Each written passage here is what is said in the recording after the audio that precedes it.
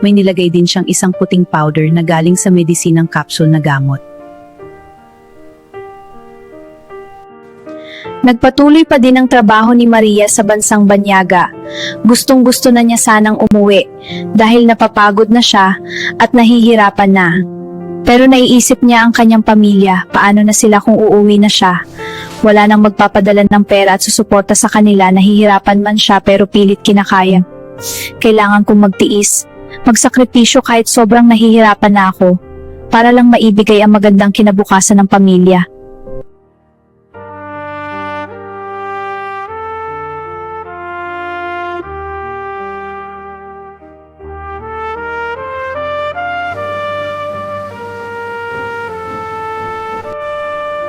Habang nasa kusina ang amo ni Maria, gumawa ng meriendang tinapay ang amo ni Maria.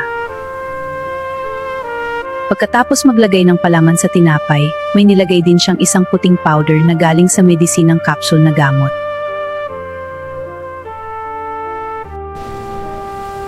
Maria, come here! Yes, madam. I make you snack to eat, Maria. Take this and eat it, Maria. Understood, Maria? Aba, himala. Ginawan pa ko ng merienda ng amo ko, nagbait-baitan, di naman mabait, matikman ko nga. Bakit ibang lasa? Tiningnan ni Maria ang palaman ng tinapay at nakita niya ang puting powder na nakahalo sa pulang palaman ng tinapay na gawa ng amo niya. Bakit may puting powder? Ano yung powder na yan? Gamot? Para saan? Grabe naman ang amo ko. Ano bang gusto niya mangyari sa akin? Mabaliw ako dito sa pamamahay niya. Walang awa. Napakasamang ugali. Gumawa pa ng merienda sa akin. May balak pala akong lasunin. Walang puso. Masakit pa tong katawan ko at sobrang pagod. Lalasunin ka pa. Ano bang gusto niyang mangyari sa akin? Uwi ako ng Pinas na isang baliw na at wala na sa katino ng pag-iisip.